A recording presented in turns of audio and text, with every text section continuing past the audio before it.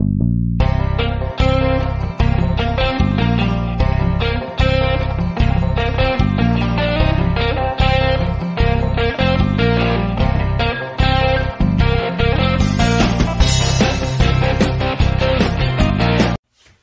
guys, it's Brian. Welcome to Right on Red podcast, where our goal is to wake up the woke.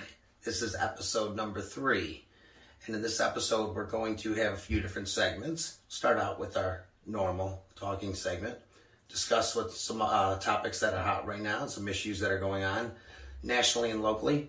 And then we're going to hit the road. Where I hit the road the last couple of days in my city of Rochester to go check out some areas that are decaying, but were once great, and I'll explain why that is and how we were once great. One of the fastest growing cities in the United States at one point, thanks to Kodak, Xerox, Bosch and Lomb, and other industry. Now, the title we hold is the murder capital of the United States, and we'll talk about that as well. I did catch up with a pro-life group, multiple groups actually. Speaking to me was Josiah from one of the churches that were involved. And you can hear what he had to say. So a lot of people involved in that walk, the walk for life here in Rochester, New York. There was, I'd say, it had to be 1,000 people plus. I mean, it went on for a long time and ended at Highland Park at the Bowl, I believe they call it. It's like this big area where they have bands and stages, things like that. But let's get started here. Talk about the Trump rally tonight. Interesting. He did something different, which I thought was really cool. Put up stats, polls, actually, poll numbers on the screen from his research team or other research teams, or whoever did it. And it showed him burying President Biden or Vice President Kamala Harris if he decides to run in 2024. Obviously, we have a long way to go. But I believe that if he does decide to run, he needs to keep it about this current administration, about the failures of the Democratic Party. Don't make it a reprieve on what Joe Biden is doing. Don't let them come after you for Twitter or this and that, even though it's all garbage and BS. The fact is that's what they'll do. So in my opinion, right now, there's no reason to stir the pot. There's no reason to do things to take the attention off of the failures at home. Now, am I rooting for America to fail? No, I'm not. But right now, it's inevitable with the policies we have in place. It's not like these policies can just suddenly do well. They never have. These policies aren't new. They're old. Progressive policies are just recycled bullshit. That has never worked. It's never going to work. And we will not see anything change unless Mr. Biden goes back to the moderate he was and reinstills some of these policies that were so successful the previous administration's 4 years. Or you can just double down on this and double down on this and double down on this, and it's going to get worse. And if that's the case, I mean, in a year plus, the movement amongst young people and, you know, white suburban mothers and minorities on the poll numbers is amazing.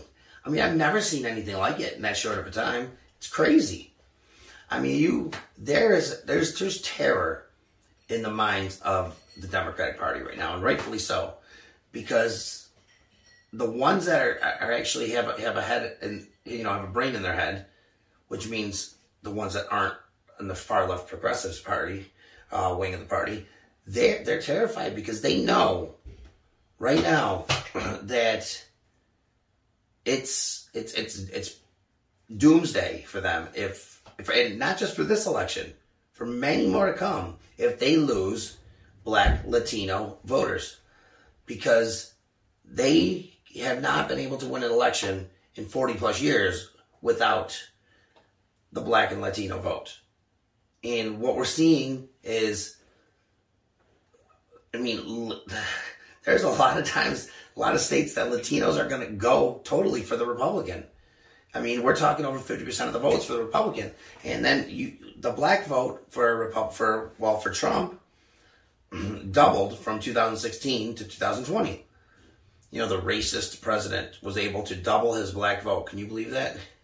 It's because people see through it. That's why. And in his first election, it had doubled since the last election between Obama and Mitt Romney. So it's moving. We're seeing a party that, 10 years ago I would have said is old, stiff white guys, the Republican Party.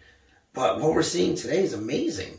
I mean, I told a friend who is an independent. He's not a Democrat. He's not a Republican. Loves to listen to my radio show and loves to read my posts on social media.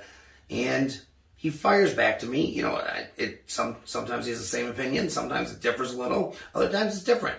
But either way, we like to talk. And he said to me that he just can't, he really can't believe how the Democratic Party has just expected the vote to come to them, and be there for them. They've taken advantage of it. They've taken it for granted for so long. And it's like,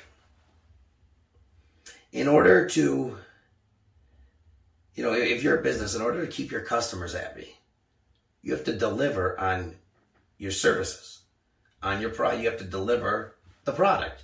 You have to deliver on promises, on things you say, correct?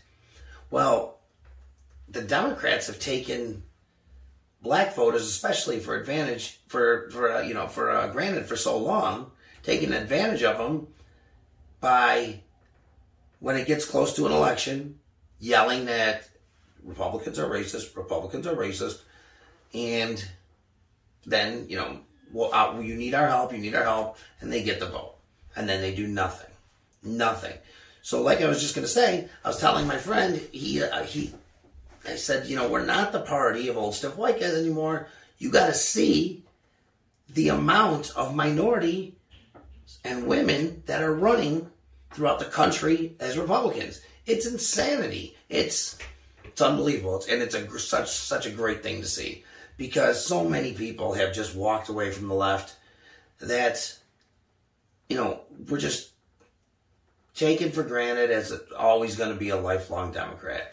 The Jack Brewers, the Vernon Jones, the Tulsi Gabbards, and it's great to see people be free thinkers. Like I said, my friend is independent. He's neither. Some opinions left, some opinions right. And he asked me, he said, "What am I? What do you think I am? Am I a Democrat? Am I a Republican?" I said, "You're whatever you want to be. You're a free thinker."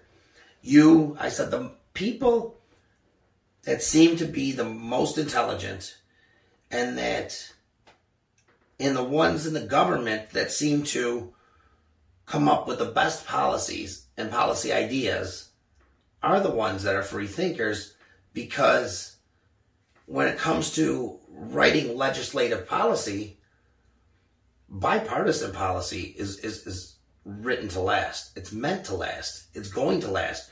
Whereas partisan policy, like we've seen hard over the last year and a half, it's just going to be gone when the other party takes over. It's just going to be gone. They're not going to let it stay. So it makes no sense to do such a thing. I mean, there was a time when, Republican lawmakers and Democratic lawmakers weren't that far apart on a lot of issues. They would work together. And it's still like that with some people. The people like Joe Manchin or Kirsten Sinema, they aren't that far away from the Republicans that are moderate. He's not that far away. Joe Manchin is not that far away from a Lindsey Graham. Of course, Democrats are going to have some different ideas and beliefs than Republicans. It's just how it is. But there's a much wider gap between Joe Manchin and the progressive wing of his party than there is between Joe Manchin and the moderate Democrats. I'm venturing to say there's a bigger gap between Joe Manchin Kyrsten Sinema and the moderate Democrats and the progressives in his party than there is between them, the Manchins, and the farther outright in the Republican Party, because it's insane how different the thought process is of Ilhan Omar compared to Kyrsten Sinema, or Cori Bush. Awesome, Cori Bush. She's a real winner, but her thoughts in zero way overlap Joe Manchin's thoughts and beliefs. Zero. If she went into West Virginia, she wouldn't probably get 2% of the vote if she ran for an office. Whereas Manchin, as a Democrat, is probably one of the only Democrats who could win in West Virginia, which is by far the most, they had the most people that went for Trump, had the largest percentage go for Trump in the 2020 election. So Manchin is, I'm not saying he's going against his thoughts, this and that. What he's doing is what he's supposed to do as a senator, what everyone's supposed to do.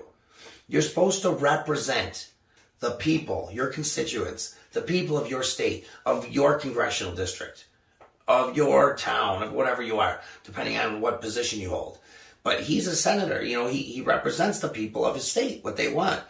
And 83% of them would be very upset, and I'm willing to venture about 95% of them or more would be very upset if he voted with the progressive wing on very progressive issues. So he's not going to do that. A, he would never get elected again, ever in West Virginia. B, it would just be stupid. It would just be everything that is supposed to not be in government. Someone going to Washington for themselves, representing their own needs and wants, and not caring about the people that they represent, which happens quite a bit in Washington right now. So, again, you're seeing a huge shift from the left to the right, especially amongst those groups that I just talked about. And come November, it's going to be a huge, I think the question is, how big is it going to be? As far as the wave that rolls in, the red tide that rips through, how big is it going to be? Is it going to, get us the House by 70 seats? Or is it going to get the House by 30 seats? Is it going to get us the Senate by 1 or by 3?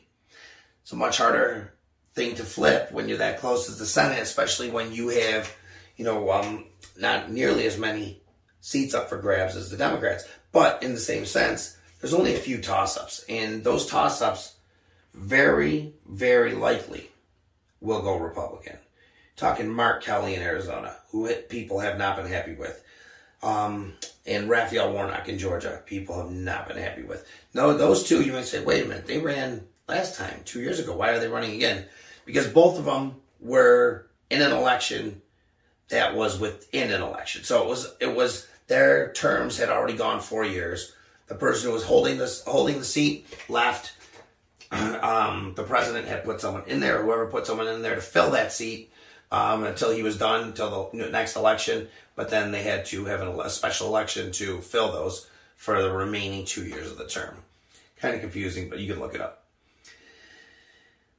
Anyways, lastly, before I get us to my drive around section, I want to talk about what has happened with our country as far as really shifting towards communism. Straight up communism. Government hardcore control. Now people, you might say, oh, come on, give me a break. These are right-wing talking points. No. Right-wing talking points are, they're things other than what I'm about to say. Trust me.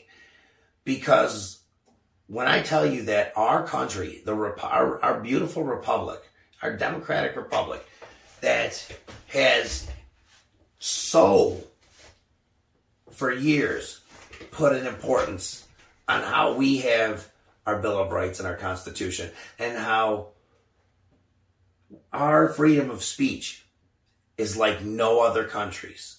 Nobody has it. Only our country has the amount of freedom of speech, which is a great thing. Because growth and evolution happens for a country, for a group of people, when subgroups are able to debate, when issues within that group are able to be debated, to come to the best solution, the best conclusion, to do what's best for the whole, to allowing people to make their own decision of whether they want to be involved in something or not. That's what's so great about a free country with freedom of speech. You come in, you say, well, this is how I feel, and that area maybe doesn't feel the same as you. You can go to a different area. You can move. You can live wherever you want. You can work wherever you want. You can be whatever you want. But it's gotten to the point where, I'm not kidding you when I say this, the Biden administration has decided that it's time to put forth a ministry of truth. What is it, you ask? It's a campaign against disinformation. It is a office to fight mis or disinformation. Now let me tell you again, let me say it again. It is a partisan office to fight what they consider misinformation. Better yet, the person he hired is a real treat, let me tell you. This is her singing the Mary Poppins song, but adding some words about misinformation. They really should take note and not support their lies with our wallet, voice or vote. Oh, information locked down precocious by saying them in Congress for a mainstream outlet service. I hope you enjoyed that as much as I did. That's literally her. That is the person that he has picked to lead that office. And she has, on numerous occasions, spoke out against Republicans and conservatives that have said things, opinions that she didn't like, calling them such as misinformation or disinformation. So now we know what the goal of that office is going to be. I mean, you gotta, like, when I first heard this, I thought, is this USSR circa 1980? Or better yet, is this Germany circa 1930? Because this doesn't happen in our country, and it can't happen. And if we allow it to happen, then all bets are off. I don't know what to say. This can't go through. It can't happen. And if it does, it has to be struck down by the court. Because you can't have something that is free, that is monitored and restricted. Because then it's not free. You know what I'm saying? You say, hey, I'm going to give you some free money, but I'm going to take some of it back every now and then. No, that's not free money then. You know, that's not even close to free money. You know, I'm going to let you say whatever you want, but if I decide I don't like what you're saying, then I'm going to have to stop you. And I might even have to come pay you a visit with the stormtroopers. Like, it's completely the opposite of everything this country's been built on. Everything. And it's so interesting that it happens when this Elon Musk Twitter purchase is happening. So I ask you, why? Why is one party so damn scared of an even playing field? Why is one party so scared of a public forum that's open to debate, not hate speech, not threats, not nonsense, opinions and debate? It's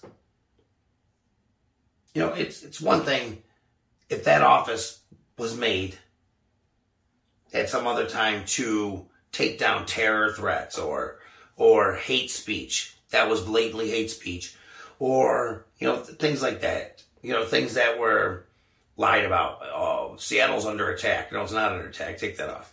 But it's not. By the timing. By the administration itself. And you know, by the the verbiage that's been used for so long by them, that there's one reason and one reason only for forming this office. And that's to try to gain an advantage that they're losing by Twitter becoming an equal and even forum of speech. Imagine your football team got into the Super Bowl. They made it. They won the AFC Championship. You're celebrating it. Yes. Then you find out, though, that the NFC team, well, they're best friends with the reffing crew. Only their fans are allowed in there. They are allowed to use the communication between the coach and the quarterback and the coach and the middle linebacker to call plays. They can use that technology, but you can't. You got to use hand signals. And your coach is going to have to sit upstairs in that box while their coach can be on the sidelines. And last but not least,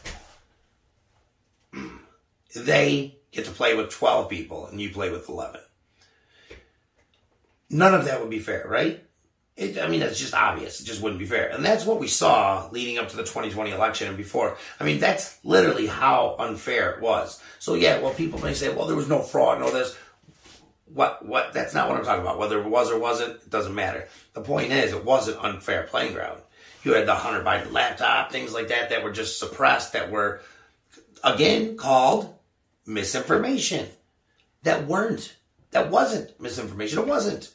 So much that has been labeled disinformation or misinformation just 10 months ago or a year ago is now considered factual evidence and real and the truth.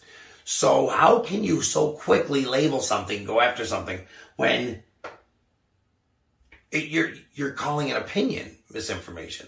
Doesn't make sense. Only something that goes against a fact could be considered a lie or misinformation or disinformation. So obviously the office is being used for something clearly more than to take down terror threats or something like that. It's crazy insane. And again, now imagine back to the football analogy. Now imagine a week before the Super Bowl, they said, the NFL called and said, wait a minute, no. Actually, we're going to make it equal. We're just going to go back. We're going to get a new refereeing crew. Both people can have fans in the stands. Both of you guys can use the earpieces. And you got to play with 11 guys. Come on. You can't play with 12. That's just not fair. So everything's going to be equal. And then that team from the NFC getting pissed and literally threatening to put together, investigations and do this and that, and just getting so mad. And the fans for that team getting so mad because they had to play on an equal playing field. From a party that is so about equity,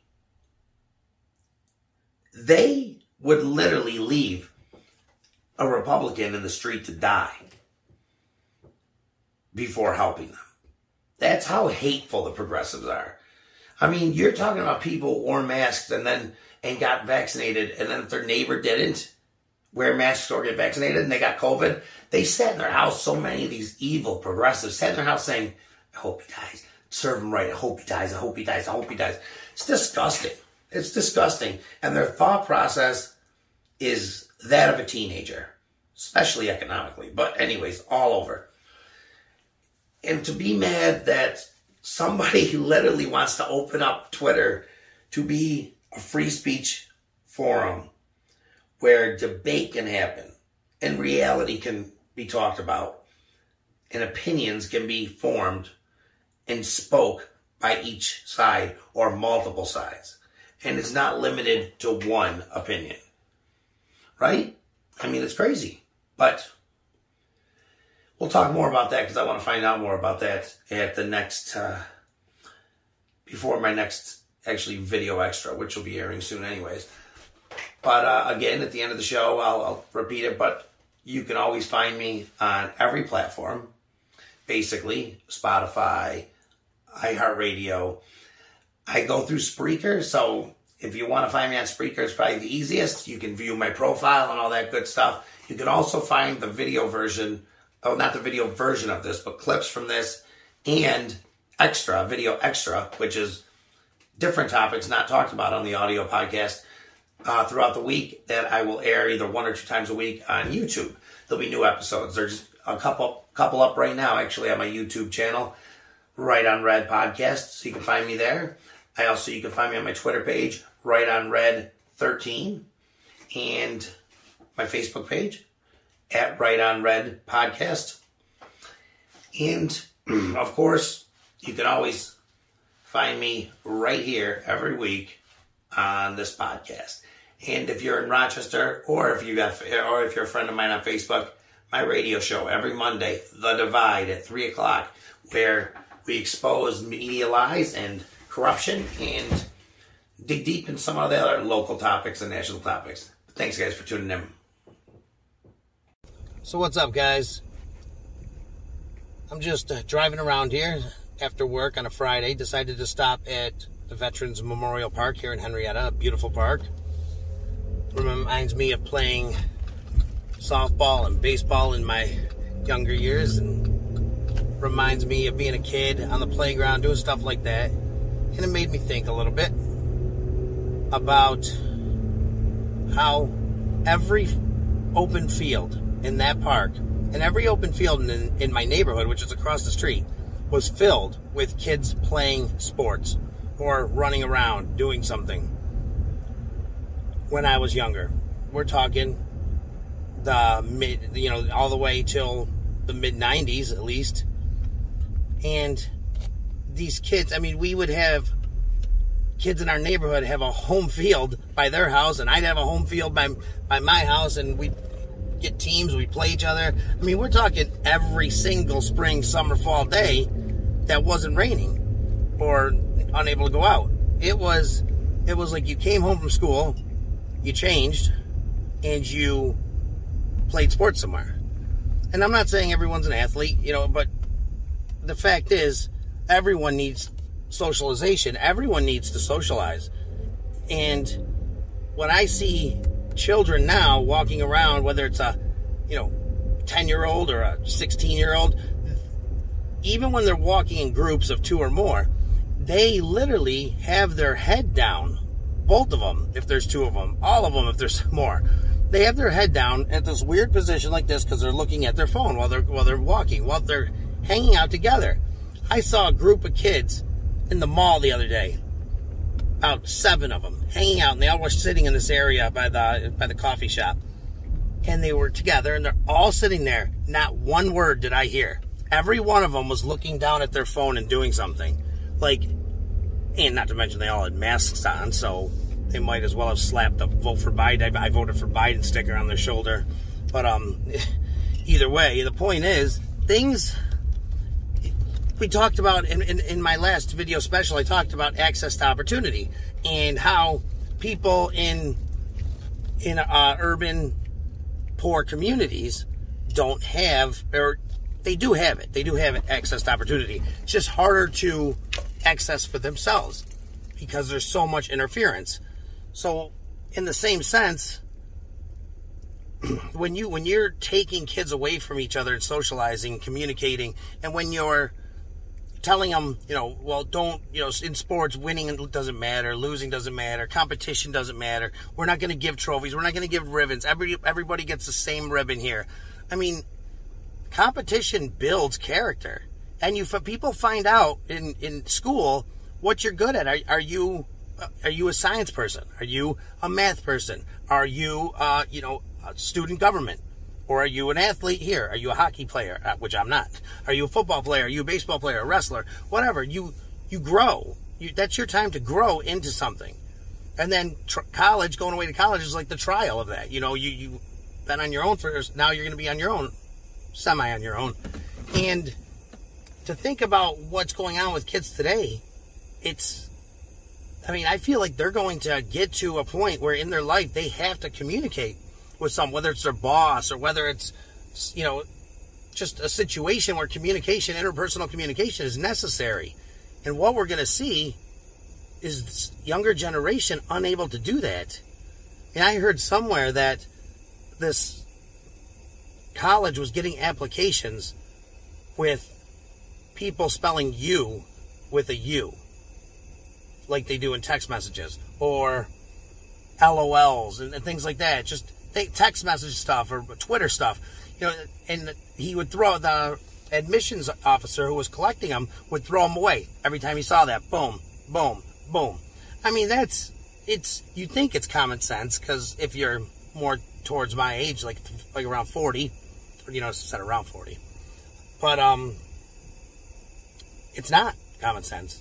Like I said with the competition, it does something for people. Whether you win or lose, you find out who you are. Well, I remember in elementary school, as young as second grade, we had these competitions in the gym where they'd have a high jump, they'd have a triple jump, a long jump, they'd have a softball throw, they'd have a discus. And then they'd have, 40-yard dash or 30-yard dash, whatever. They'd have a few different runs. And you'd enter the ones you want, and if you got first place, you got this blue ribbon. I'll never forget it. You got a red ribbon for second and a green ribbon for third. And if you finished after that, you didn't get shit. I mean, you didn't win. You didn't get a participation trophy. You know what you did? If you wanted to still be an athlete and you wanted to win, you trained and you practiced over the summertime, and you came back and tried next year. And then right at the end of school, as a little kid, they would have this thing called the wacky races. I'll never forget it. My brother will never forget it, that he had it. I think it might even still be going on at elementary school here. But they would have all these different things. I remember they'd have the water run, where you have to carry a thing of water and back and forth. They'd have a sack hop with a team member. You'd have to be in a sack and you had to race, and it was all these different races and game and things, and you get points and you would win, and you get ribbons and you get trophies and you get prizes if you won. And if you lost, you went and shook the winner's hand and said, nice race, next year I'm going to try to beat you. Or there's always that super athlete that you knew you weren't going to catch. But point being is, this is where people begin to, group up. At least when I was younger, they begin to find the group that matches their lifestyle the best, that matches their characteristics, their talents, their abilities. And, you would hang out with, like I said, if you weren't an athlete, if you couldn't run well, if you didn't have athletic talent, this is where you found you loved music, and you became in love with music for the rest of your life, and you'll never forget the concerts you put on. You never did that. Maybe you fell in love with science, and you torched everyone at the science fairs. That's another thing we had, and with people get first, second, third, fourth, all the way up to fifth place, and it was cool. I'd try every year. I'd have my dad help me. I'd try to get first place, and I never could. I wasn't as good as some of these people at science. They'd come in with this human body with these red strings showing everything. I came in with the volcano, that erupted. Thought it was cool. But anyways, it's your talents flourish when you're forced to find them, and when you're told that everybody is the same. Oh, everybody's the same. We're not going to give winners and losers. Everybody's the same. You don't worry about fight. You don't end up finding your talents as quickly or ever, because what does it matter? What does it matter? I mean, we're talking about even in classes in schools. It's gotten to that point where, nobody's going to fail. We're not even going to give grades. It's just you learn it and you try your best putting it down on paper. Try your best. It's called a freaking test. Like, if they didn't learn it, they're going to be hard pressed next year and the year after. And then, you go to college, and if you go to an actual college where they're not so stupid liberal and progressive mindset, they're going to make you know stuff.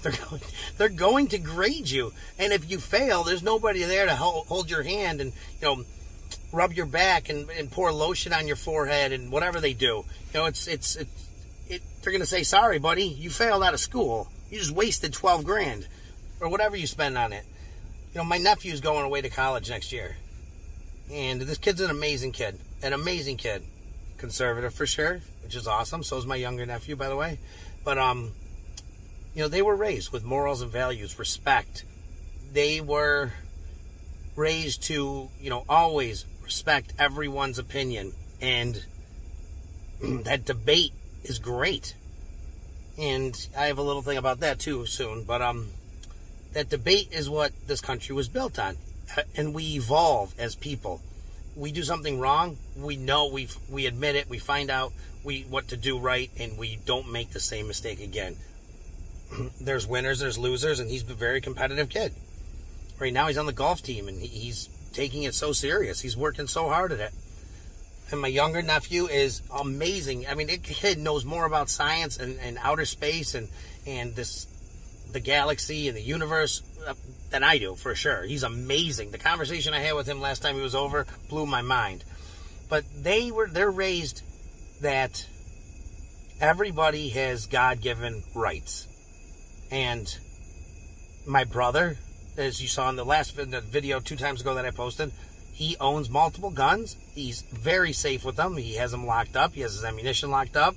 He has taught both the kids how to handle a gun, what they're all about. So these kids are not starstruck by guns. They're not like, hey guys, let's go check these out. They're not. Still obviously locks it up if he's not home to make sure, but they know how to use a gun. They know exactly how to use it. They know how to fire it. In my last video, I believe, when you hear shooting, that was my 12-year-old nephew shooting in some of it. And he's really good. He's probably better than I am with accuracy, over 50 feet. The point being is when they go to college, when my nephew goes to college, he is going to do just fine. He's not the brightest kid in the whole entire world. He's a smart kid, but, he knows that he's got to work hard. He is very independent. If he's supposed to be someplace, he's there early. If he can't get there, he will call you. If he's, with his grandparents, he talks to his grandparents every day. Who does that? He calls me every day to go to the gym. We go to the gym 4 days a week, my nephew and I. He's 17 years old. He's just an amazing kid. And he, like I said, if he says something, he does it. My brother's taught him, your word is all you got as a man. And it's not, toxic masculinity or whatever. I believe that, when there's different things that women and men do, and it's that simple. And different characteristics that you must put forward to advance in this society. And my nephew has all those. And he's going to a college, SUNY Brockport. He was going to go to Buffalo, University of Buffalo, where I went, but he's decided to go to Brockport, which I'm fine with. It's a little closer to home. He will have the same college experience because he'll live on campus. But they just had a cop killer killed 2 cops speak there. I've talked about it numerous times on Facebook and my other social media. This guy, Anthony Bottom was his name. Now it's Jaleel Montequim. That's what he changed it to in jail because he's some community elder now that's so wise. In the school, actually more so a couple professors, these horrible liberal progressive, like just ridiculously angry professors, decided to have him on there, and they came up with a slogan and some promotional flyers, and it said, come have an intellectual conversation with Jaleel Montequim, a political prisoner for 50 years, because he just got out. A political prisoner? You gotta be shitting me. Like, that was insane. I couldn't believe it. It blew my mind. And I know one of the head administration people at that college. He is a African-American man, 53 years old, and he's the most conservative person you will ever meet. Ever. And he was furious, I know. There was a teacher that resigned. Originally, they were going to pay him $1,300 through the diversity program of New York State. But enough outrage was able to stop the payment, stop him from being there live, and making sure, and it was live, it was on Zoom. It wasn't in front of people. There were protests, and there was a BLM protest on the other side, and one of them didn't even know this guy killed 2 cops. It was amazing. But the point is, my nephew looked at me and he was like, should I go? Maybe I shouldn't go there because it's such a liberal college. And at first thought, you think, yeah, go to Hillsdale, go to someplace else. But then you got to think about it. We can't just give these places, these educational institutes to the left and say that, well, we just won't come here. No. Go there. Voice your opinions. As long as you're not, slamming someone or, hate speech or anything like that, go and voice your opinion and make sure, that you have friends with you. You have documentation to show that you're not doing anything wrong. You make sure that free speech continues at these colleges, because if we don't, it won't. I promise you that. Because these academic elite professors, whatever you want to call them, they are the ones making all these nonsensical rules of different things that just literally have no bearing to anything that matters. It will solve zero problem. It's absolutely absurd, but it's a progressive concept to keep our minds occupied, and that's what they're doing. And you got to call them out in order to make sure they know that this isn't the way we're going to live. This isn't the way everyone's going to just conform. Everyone is different. Everyone has the right to speech. And I wholeheartedly agree that every single progressive has the right to voice their opinion. Every single one. And they have the right to protest peacefully. They have a right to do anything the Constitution and God has granted them the right to do. They don't have the right to demand equity and be entitled, and to do this the way they were raised has turned them into a bunch of crying, entitled little bastards. And it's like they had a cry room at Amazon, or at Twitter. No, it was Amazon, because some issue. They had to have a cry session. Oh my God, if I was crying over something stupid when I was young, my dad would have laughed at me. Said, "Shut the door, I don't want to hear that." No, if I cried because it was something real, someone died, something like that, it's different. But if I cried because, somebody looked at me wrong, or somebody said they didn't like my shoes, or somebody said that we should do this instead of that, it's like, oh my. They're always talking about, well, we have to face different, hateful rhetoric from certain people here and there. Everybody has to face hateful, stupid rhetoric from ignorant people. If you're overweight, you do. If you have, you look different, you do. If you say something stupid, you do. Stupid, ignorant bullies will always be stupid, ignorant bullies. And they transition to whoever they feel like picking on. They will use the most hurtful words to do that. They'll call overweight people fat bastards, and, they'll use the N-word. They'll use stupid language to try to hurt you because they're ignorant. Yeah, of course they're racist too if they're going to do that, but the point is they're just overall ignorant. Racism is ignorance. Most people aren't like that. It's in no way going to derail your life or your future, or determine your success by somebody calling you, making fun of you or mocking you or calling you a name. That's just stupid ignorance. It's racism that can derail you is different. And people don't learn that. That really doesn't exist in this country anymore, thankfully, to our evolution of our country. But again, my nephew questioned going to this college because of what happened there, and because the liberal nature and the progressive nature of them having a cop killer on that. I can't even believe it. I mean, it's amazing that it even happened. And of course, he didn't take any accountability for the 2 cops he killed. One immediately in the back of the head, execution style, by luring him there from a domestic violence call. And the other one, he shot and then tortured while he was begging for his life by shooting him in the genitals and the anus. That's the kind of man that was a political prisoner. Give me a break. Like, you can't really believe that. You know what his excuse was? And you know what his reasoning was when he spoke? I bet you can't guess it. Starts with a W. What he was fighting: white supremacy. He was put in jail because he was a Black Panther fighting white supremacy. No, you were put in jail because you murdered 2 police officers after you ambushed them. I mean, it'd be different if this guy was going to talk, take accountability, tell the students, stay on the straight and narrow. You got to make sure you stay on a path to success. Don't leave. If you make a bad decision, counter with a good decision. No. He took no accountability and blamed the white man. Literally. White people. I mean, there's racists on every side, in every skin color. Every race has racists. It's someone like that man. is a racist. It's that simple. And like I told my nephew, you're going to go to Brockport if you want to. You're going to face crazy progressive people. You're not going to hit them. You're not going to mock them. You're not going to do anything other than engage in a debate if you want. And what's the funny part is, I told him, I said, when you engage in that debate, they're going to disengage immediately. They usually do.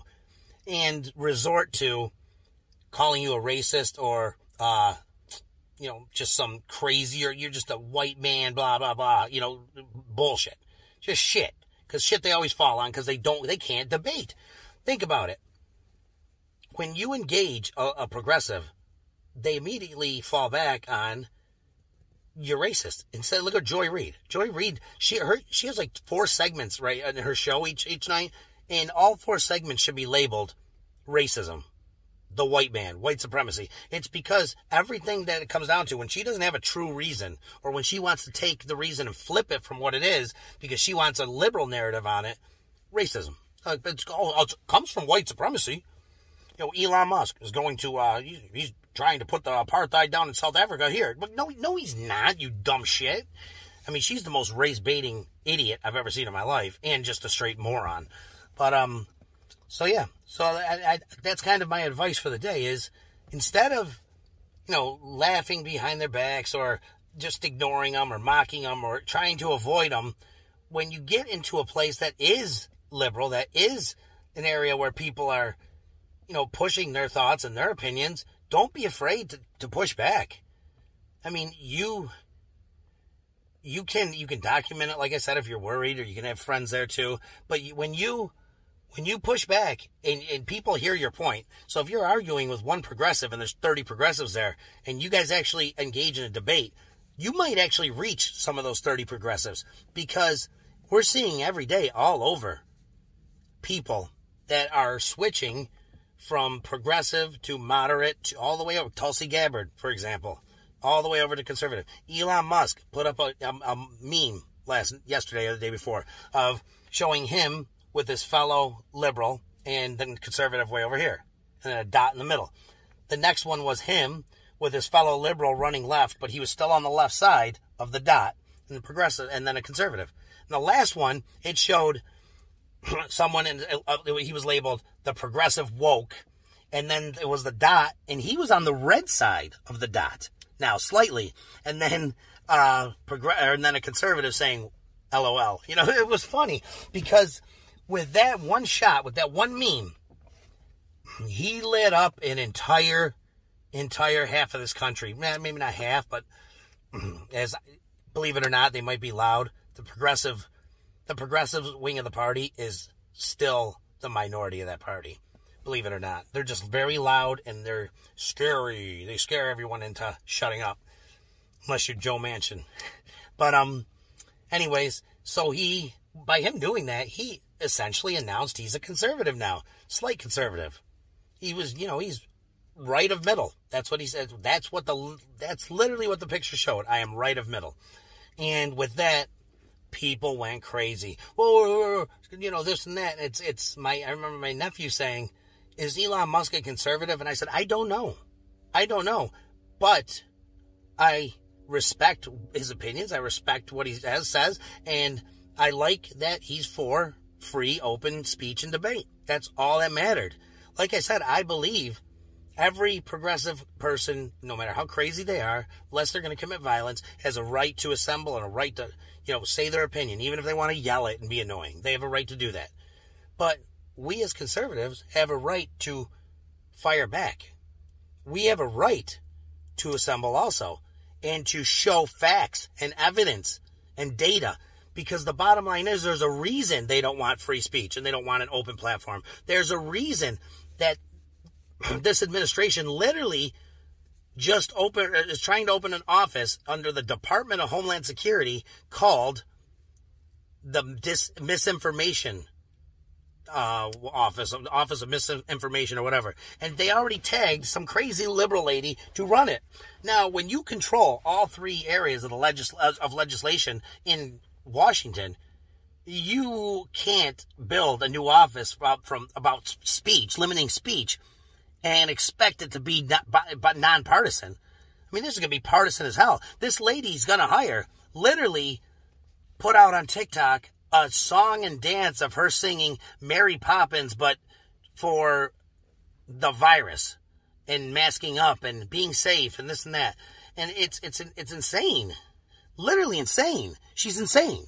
And he's going to put her as the head of the Office of Misinformation. Now, who decides what misinformation is? Obviously her, right? Or who's ever going to, her boss is in outside that office, whether it's Joe himself or whether it's the Department of Homeland Security, whether, it's Anthony Mayorkas or whoever. But, or whatever his name is, whatever Mayorkas' first name is. Anyways, he, to do this is, I truly believe that if this happens and they start to assemble this office and put it together and they plan on rolling it out, if they develop and implement that office, it will immediately go to the Supreme Court. It's got to, because this is unconstitutional. You are literally creating an office to limit and stop free speech. The free speech, literally the number one right for all people. Free speech. And you want to limit it. And it's so weird that this comes the same time, Twitter's being bought by Elon Musk. Why? If you're an independent, this is why independents are leaning so far right now. Because if you're an independent or someone who's not really into politics, and you look at the argument and these issues, and you look at, it's so easy. It was so easy to see that Twitter and all them were, left-wing establishments that were way silent, suppressing only the right for the most part, and they were pushing leftist agendas and narratives and using leftist rhetoric. So, I mean, that's a fact. You can easily see that. So when you hear these statements from Elizabeth Warren and all these other people saying, "Oh, what if Twitter's they're going to be partisan. They're going to allow the conservatives to say this and that." And you had this one guy at MSNBC who's so out there. He literally said 2 days ago, "What if it's a private company now? So what if he wants to suppress a certain party and really push a certain narrative and certain and push a political agenda to help certain candidates and suppress information from the other candidates and this, that. What that could possibly be done? What would happen? That could really hurt our democracy." And I'm sitting there thinking, I'm like, this was done. This has been being done. That was totally done already. I mean, it was blowing my mind. Clay and Buck on their show, they were dying laughing when they played it. They're like, "Is this guy serious?" It's like, you would think it was like a parody thing. It was a satire, from the Babylon Bee or the Onion or something like that. But it wasn't. It was real. He really thought this. And I'm like, if you're looking out there from an independent standpoint and you see issues out there and you see two parties and one party is having their information suppressed, the other party is so scared for just an open, not an advantage to the right or left. It's literally open for debate, free speech, whoever wants to debate, go ahead. Whoever wants to engage in conversation, you can or you can't. You don't have to. But everybody can put their opinion out there. For one party so scared of that happening, why are they so scared? What's the reasoning for it? If they're so confident that their policies and their values and morals and opinions are so spot on, wouldn't you want to engage in debate to prove this? I do. I want to, for sure. Why does only one party want to debate? Why is one party not asking to suppress anybody at all, including progressives? The right wants just open debate, open information, everything to be acknowledged, things not to be suppressed or called misinformation. When the Hunter laptop, for example, which now everyone knows was true, but it was completely suppressed as Russian disinformation, misinformation, whatever it is, I don't know what it is. Misinformation, I think they go with more now. But that was true. It was completely true.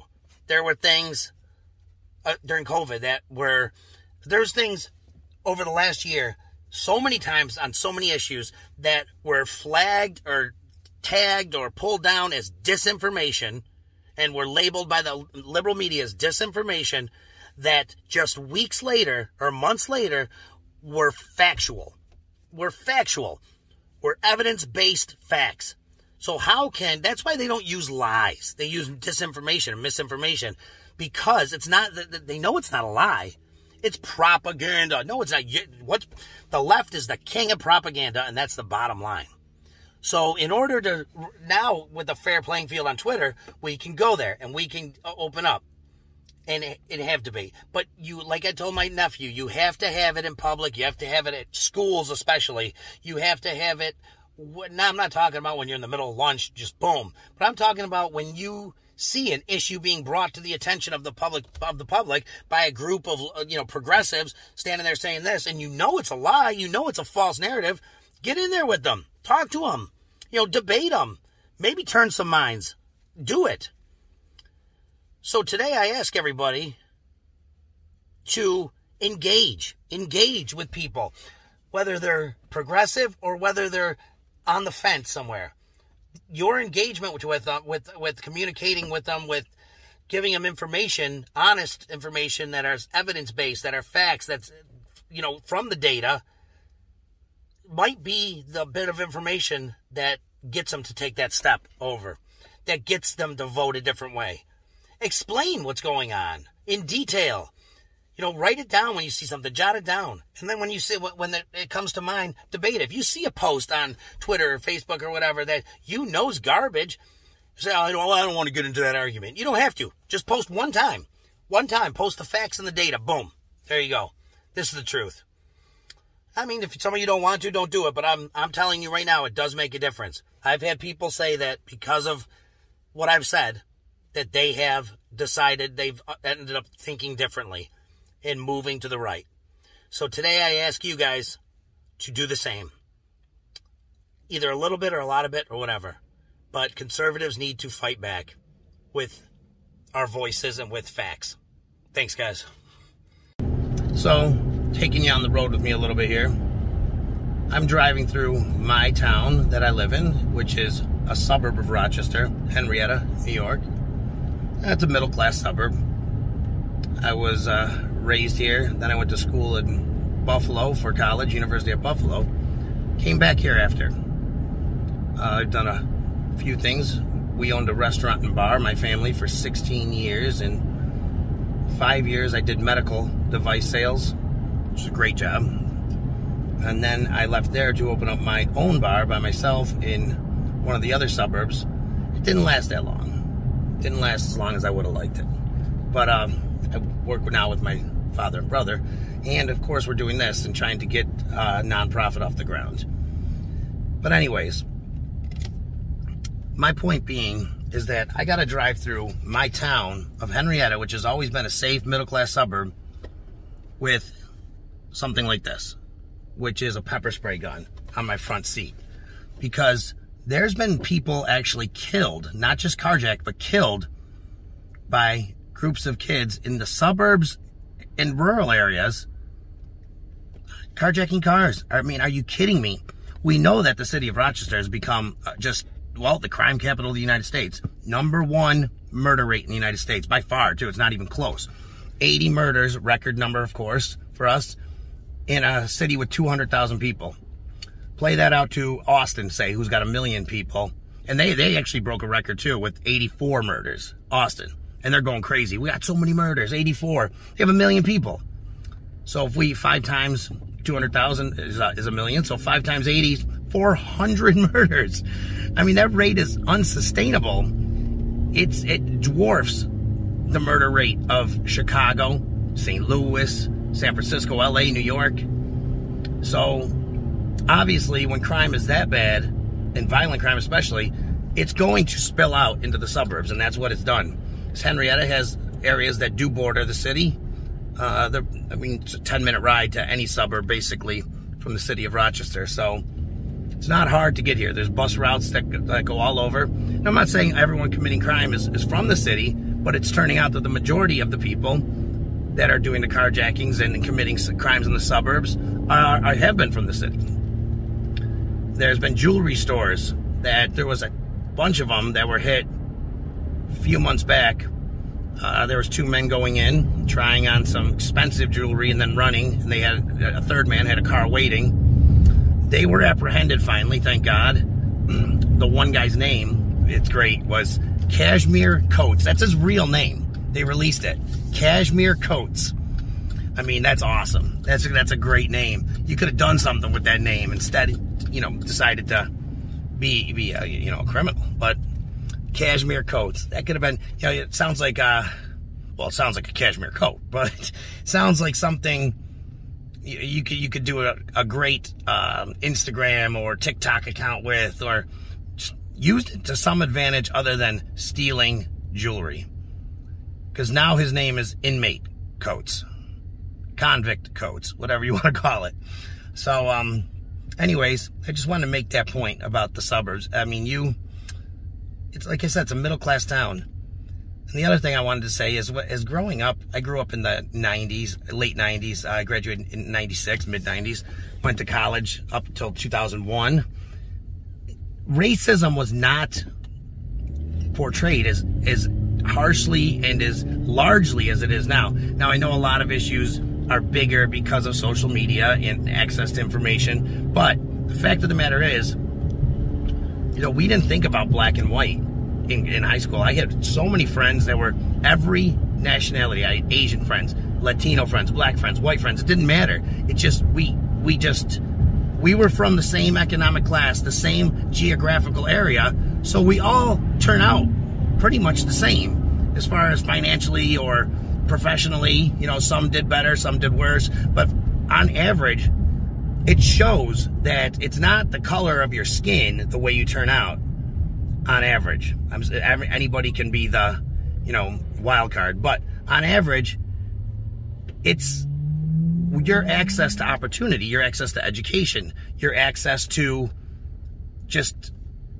obviously, money and funds to survive, but to say it's a color thing and, the way the left puts it is we need to help black America. No, because my friends here and that grew up with me that are black, they don't need the government's help. They're all, in the same middle upper class as anyone else who grew up that was white. So to label it that is a falsely defining the problem, incorrectly defining the problem, and that's kind of the aim of the progressive left anyways, is to define problems. I mean, you've heard them in a debate. If they're getting buried, which they usually are in a debate with a conservative or with even a moderate, they immediately go to white supremacy or racism. You're obviously talking to me like this because you're a white supremacist. No, never forget the Donald Trump line when he called on a reporter and said something. The reporter pulled down her mask and said, "Are you saying this because I'm Asian?" And he looked at her and said, "No, I'm saying this because you're stupid and you made a dumb statement." He asked a dumb question, but it's hilarious because when you're truly not racist, somebody calling you racist isn't going to bother you. You don't have to prove anything. You're not. It's just that simple. Anyways, so I want to take you a little tour on the town and have that discussion as I was driving in my car here thinking about it. And lastly, guys, I want to end with a thank you to the thousands of people who walked in the Walk for Life in Rochester, New York on Saturday from different church groups. And we did get one interview at the end, and his name was Josiah, the young man from one of the churches around there. Stopped and talked to him for a minute, and he agreed to talk to us on the camera, which was really great of him, and seemed like a great guy. So I'll leave you with the interview we had with him, which takes about a minute. But if you go to the YouTube channel, you can see the amount of people that were there. It was great. So thanks again, everybody, for joining me, and here's Josiah. What's your name? Josiah. Josiah, how you doing? I'm Brian. Hey, what are you guys walking for today? So today we're doing the Walk for Life for Compass Care. We're supporting the rights of babies so that the parents just can't decide to kill them. It's like so you guys are a pro-life group? Yep, we believe that everyone's made in the image of God, so every baby has rights from conception, so it's not like there's not a certain point where the baby becomes alive. Or it It's becomes always- property that somebody else can make a decision for, right? Yeah, it's a living human just like anybody else, so it's not your decision to, like it. You can't have a baby on accident. You know what Exactly. you're doing, so. Totally get it. Yep. We talk about this on my podcast. It's we're conservative, we're pro-life, and wish more people thought like you guys do. But how long are you guys out here today? I'm not really sure. People just like sticking around, having fun for as long as they want. That's awesome. Where you guys end up?